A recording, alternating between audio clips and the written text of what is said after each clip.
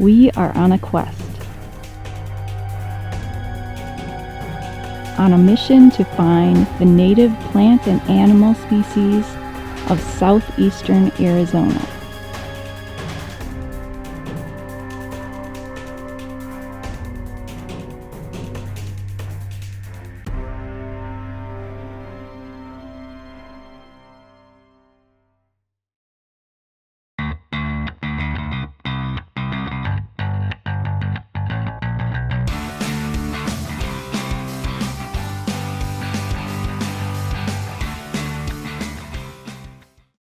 Oh yeah! I am incredibly excited. Do you know why? I think I know why. That's because it's the return of the NPAs, native plants and animals. Who doesn't love a good NPA? Most people, I'll tell you that. These videos don't get much views, but you know what? We don't care. We're gonna do them anyway. Because we love our native plants and animals here. Well, most of them anyway. This one is a little love-hate relationship, am I right? It's not exactly a lovable creature. So for the return of the NPAs, we got a special edition here for you. It is the Mojave Green or Mojave Rattlesnake. There's a reason why we're in this location. We actually found a Mojave right near this area. Let's go check it out. Wow! Forgive me while I take a knee here. So it's actually this bush where we ran across another Mojave Green. Did we check it before we... Nope, it could still be there. And we just had another Mojave Green right by Grace's trailer. Right out in front of Grace's trailer, she spotted one. Luckily, she saw it before she stepped out, because if she stepped out right away, she might have almost stepped right on it. That could have been a bite for sure. But luckily she did spot it. She came to us and she's like, Jim, could you come out here? And she's like, there's a rattlesnake. And then, you know, she was probably panicked because she probably haven't seen too many rattlesnakes, but we've seen a few. So we were just like, we're on it. We grabbed our snake grabbing tools. We went out there. We caught it, got it locked up. Matter of minutes, right? Yep, no problem. Check this out. You always got to be cautious.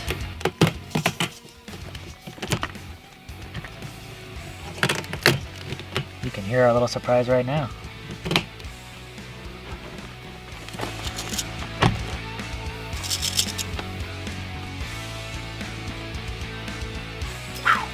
We picked up these after we found out that, yeah, there are rattlesnakes out here for sure. Once we dealt after, was it our first one or our second one? I forget. But we're like, we're gonna need something out here just in case.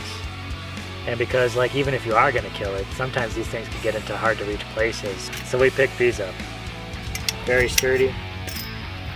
And plus you can also use it to grab things in hard to reach places, right, Jess? I've done that. I've seen her use this, like, okay, I need to grab that. Ah, I left my drink over there, but it's on the counter. We didn't just get one, we got two. That way, like, you can just use one to just kind of grab the snake real quick, and you want another one to secure it close to the head, because you don't want to take the chance of it possibly turning around and being able to bite you. A little extra caution never hurts, you know what I mean? Especially when it comes to the Mojave rattlesnake.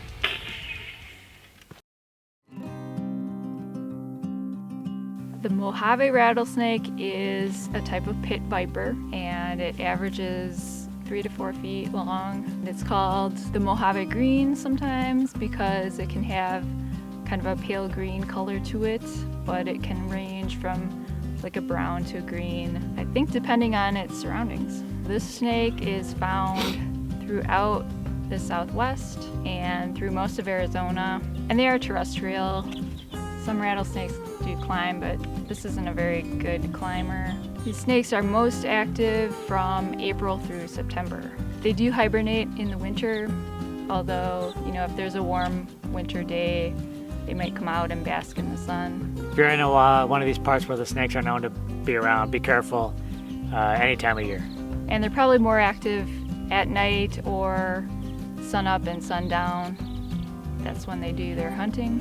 And they'll use abandoned rodent burrows for their nests. We have plenty of those out here, believe you me. Now, snakes are usually thought of as predators, but they do have predators that eat them, including roadrunners. We've seen roadrunners go after snakes before. Hawks, some other larger mammals, and the California king snake. It's kind of crazy one day because we saw the king snake. We saw that first and we got excited, but then there was like a rattlesnake right by it. And we don't know, to this day, we don't know that that king snake was hunting that rattlesnake. We might have interrupted its meal. Yeah, it might have got rid of that rattlesnake for us. And this snake looks very similar to the western diamondback, which is a little more widespread snake, maybe better known. We found one of those too here, by the way. But there are some subtle ways to tell the two apart. They both had that kind of diamond pattern on its back.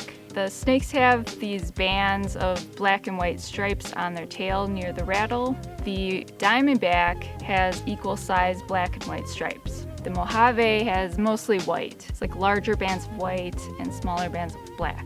Some other subtle differences between the diamondback and Mojave are the size of the scales on top of the head, kind of in between the eyes. The Mojave have larger scales there. They also have a white stripe going from the corner of the eye to the corner of the mouth. And the diamondback has the same stripe, but it kind of intersects the mouth instead of going right to the corner. Either way, you're probably not going to take that long to investigate it, either of these things. You're going to want to do something about that sooner rather than later. True. But it might be good to tell the difference. Oh, you got to know the difference. Because the Mojave is considered the most dangerous rattlesnake. Western diamondback has a pretty decent reputation, but it's just more widely known. The Mojave... Okay, so let's talk about the venom, because it is one of the most potent venoms. Now let me get this straight. You're not talking about Spider-Man's most feared enemy, are you? No, Because he's pretty dangerous as well. this isn't a symbiote. That's still pretty cool. It's a neurotoxin. Oh, maybe not. I think Toxin was another symbiote. Was it? Yeah, Always goes back to comic books. that's what I do. So the Mojave, they actually have two different types of venom. Some of the snakes have a type A and others have a type B. Some have a little mix. So the type A is the more deadly and debilitating because it's a neurotoxin, which means it attacks your nervous system. It can affect your respiration, so it can be quite dangerous. Indeed. The other type B, is hemotoxic, which means that it's going to affect the tissues. It'll probably create a lot of swelling, a lot of pain. So it's probably more painful than the neurotoxin.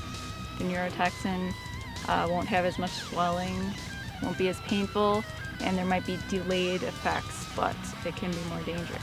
The amount of venom that's injected can vary greatly. Sometimes it's what's called a dry bite, where there's no venom, or there's very little venom.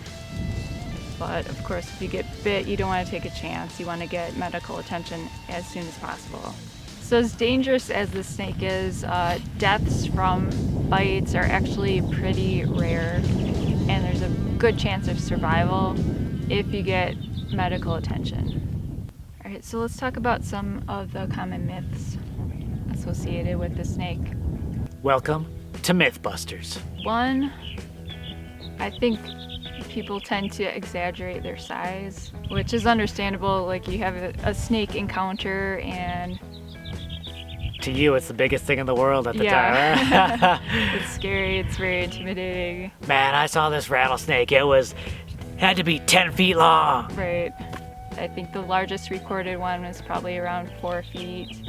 Another myth is that they're really aggressive. People say they'll chase you and stuff like that. I don't think that's the case. How many snakes have we seen here? Like maybe 5 in the past year, and a lot of those have been Mojaves.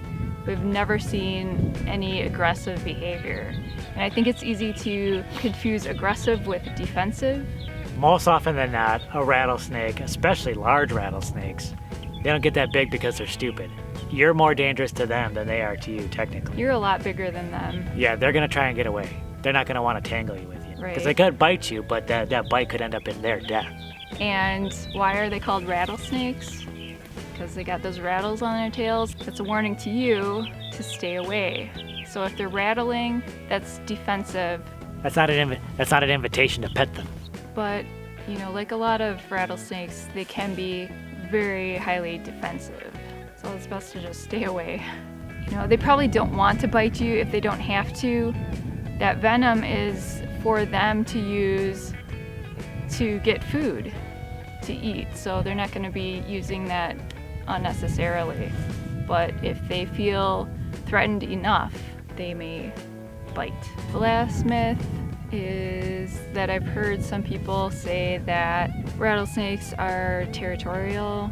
They do have a home range, so places that they go to where they know there's going to be food, but of course if that food source leaves or there's not enough, they'll move on to a different place.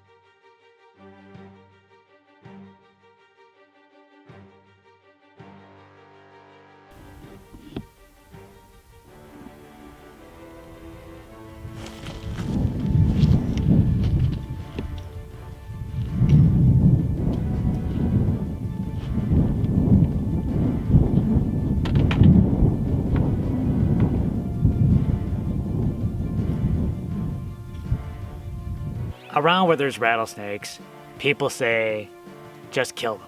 And that could be good advice. If they're around where you live, you don't really want to take chances of people getting injured, of pets getting injured. They can be very dangerous. But if the opportunity is there and you can safely remove it and relocate it, that's always a great option. We don't want to recommend doing anything dangerous. Our personal preference is to relocate it. But I mean, please, do not take any chances. Rattlesnakes, although they're dangerous, they could potentially be lethal, they do serve a purpose in the regional ecosphere.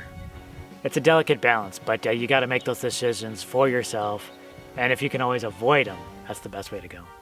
Yeah, and avoid creating habitats for them right around your home like we have unintentionally created by Grace's trailer. There's these nice rocks right out in front that are great for a reptile to warm itself up on and bask, and under her deck there's a nice cool shady spot for them to cool off on. It's a perfect home. Yeah, do not create unintentional habitat. Be aware, and piles of brush and stuff like that, piles of junk. Anything that might attract rodents, which you probably don't want either. It might be a possible good thing to create some snake habitat where you wouldn't mind them. In a safe place. And that way, where You they know might where they be. are, know where to stay away from. Create snake habitat away from your domicile and areas where you might want snake protection. Create habitats for lots of different animals, like the kind that might want to eat rattlesnakes. It's all about creating that balanced ecosphere. So we thank you for joining us. It's so good to be back doing NPAs. We love doing these because we get to learn as much about the land around us as you do. So definitely be careful with those snakes around there, especially if you got these snakes around where you live. Be cautious because snake season is officially here. All right, thanks a lot for joining us, everyone. Please give this video a thumbs up. We appreciate it, helps us out a lot. Leave a comment down below. Have you ever seen any Mojaves where you live? Share this with a friend or two, because get the word out on the Mojaves. And you can also follow us on Facebook, Instagram, and Twitter. That's right, everyone. take care. We'll see you on the next video. Bye.